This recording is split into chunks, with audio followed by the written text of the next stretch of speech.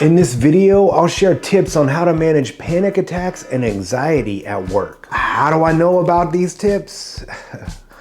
I experience panic attacks and anxiety from time to time. I often talk about the importance of vulnerability as a leader, so I gotta practice what I preach, I guess. Other than mentioning this to my wife, I've never spoken with anyone about this. So here I am sharing this with you.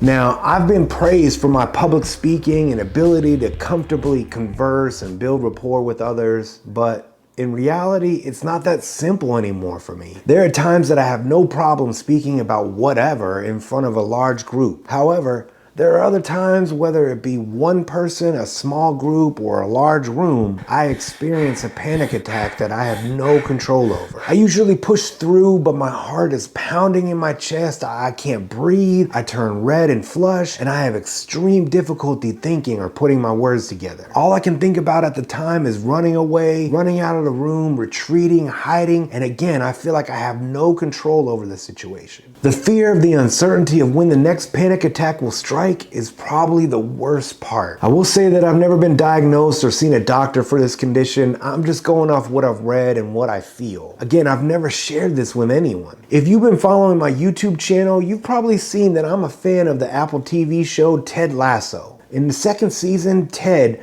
opens up to a sports psychologist about his panic attacks, during which the doctor shares this awesome quote: "The truth will set you free, but first it'll piss you off." The show inspired me to share with others what I sometimes struggle with. I'm not excited about sharing this, but I'm hopeful me speaking on this may help others. And most likely only a small few will watch this anyways. I'm thankful for you few watching though. I haven't always suffered from this, as it developed later in my professional life. The source of my panic attacks is not as tragic a trauma as Ted Lasso experienced, but it's still my own trauma. So as shared, I usually do pretty well speaking in front of a group. I consider myself a bit of an extrovert. I really like people and interacting with them. For years, I was a performer, an MC, in a band, rapping in front of large crowds. As a white rapper, I sometimes had to gain the respect of a tough crowd. In leadership positions at work, I routinely had to speak in front of others. Other than the occasional butterflies, I've never experienced a panic attack. I can pinpoint back to the moment that all changed.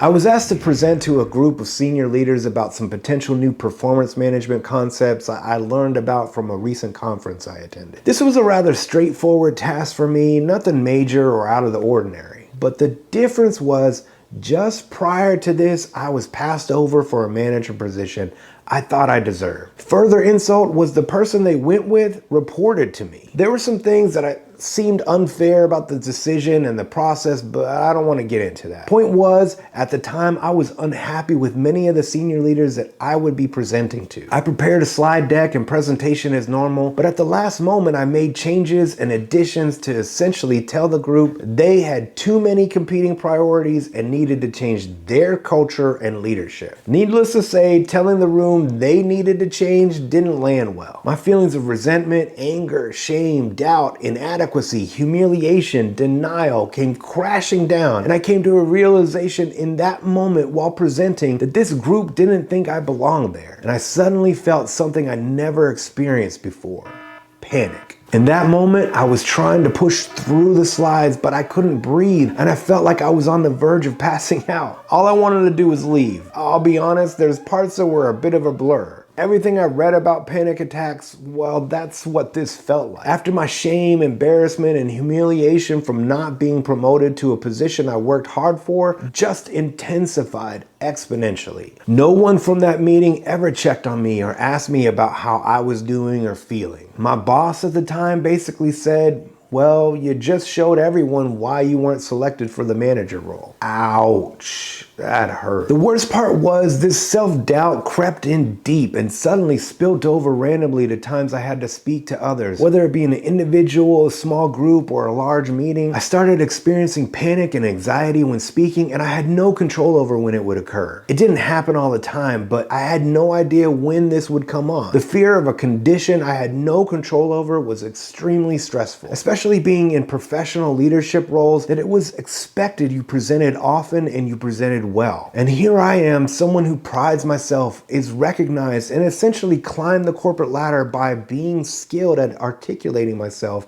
in front of an audience. As shared, I was an extrovert. Yellow was my dominant color in my insights in Myers-Briggs tests. I enjoyed attention and interacting with people, and now I'm fearful that any moment I might panic and choke. My hurt feelings about how senior leadership saw me were now secondary. All of a sudden, I was facing an identity crisis. This sucked, seriously. I have silently contended with this anxiety for years now. At work, I was eventually promoted to a manager and then senior manager position. I spoke in front of people all the time, but I always carried this fear of an uncontrolled panic attack. The strange part is that I do enjoy public speaking, sharing knowledge, performing, engaging with people. This thing I sincerely enjoyed and gravitated towards, I also dreaded and avoided. So there you go. You know one of my deepest, embarrassing secrets. I never shared this at work because I knew it would be used against me and erode my executive leader's confidence in my ability. See, a huge part of being a successful leader is establishing and maintaining confidence. So I never spoke about my anxiety until now.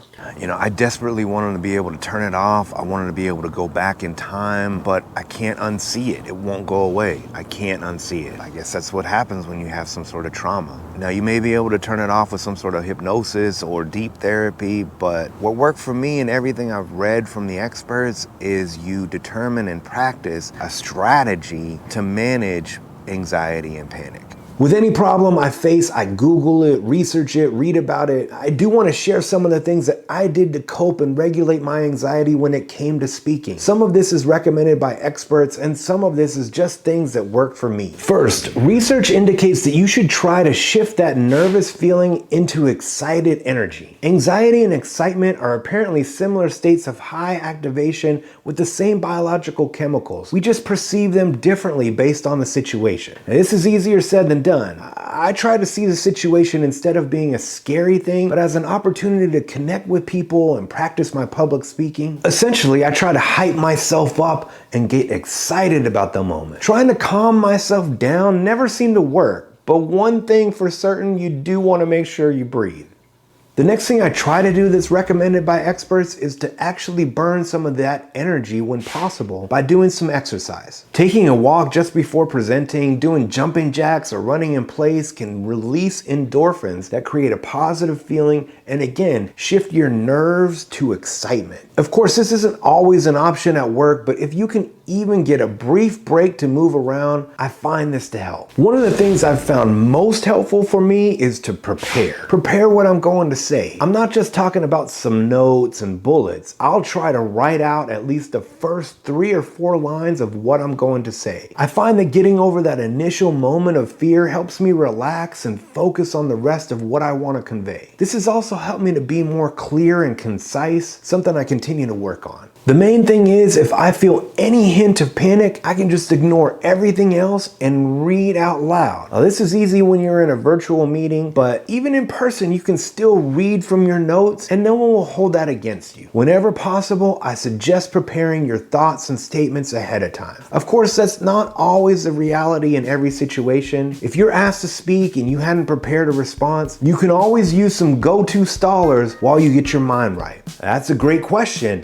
What do you think we should do? I'd love to hear from others in the room. You know, I have a lot of thoughts on this, but I'm curious about the thoughts from others. This can give you time to try to turn those nerves into excitement and switch your view to see this as an opportunity. These questions can also make the interaction feel more conversational and less scary for everyone. Plus, as a leader, you should genuinely be interested in what others think and have to say. I found that I sometimes don't have to say much at all, but agree with someone else's excellent insights. The last recommendation is to simply be honest. Be honest with your audience about your fears. I unfortunately never did this as I was afraid about how I'd be perceived as a leader, particularly by those executives. Research continues to demonstrate that being vulnerable and honest wins over the hearts and minds of others. We all can admire confidence, but when someone stands stands up and shares their honest fears, this creates genuine connection as we all can relate. Some of the most successful TED Talks start with the speaker being honest about their fears of public speaking. The audience encourages and roots for them, and once the speaker digs into their content, the audience connects and is hooked, cheering the speaker along the way. I truly appreciate y'all listening to my story. For those experiencing any form of anxiety or panic attacks, I suggest incorporating these tips I shared, and if you continue to struggle, it's recommended to connect with a trained professional such as a therapist or psychiatrist. Much love, y'all. You got this.